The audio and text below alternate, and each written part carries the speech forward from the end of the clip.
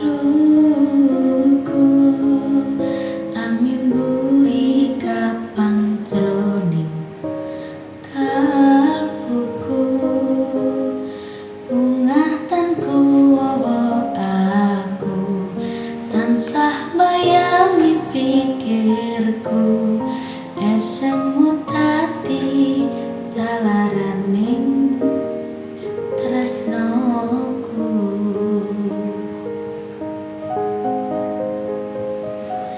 Puspita kang manis ayu paras mutya lintang luku hamung sira kang tak antu rino wengi nggugah kalbu asmara satya satuhu marang Tuhan ayu nyata tresnoku tulus kanggo sliramu.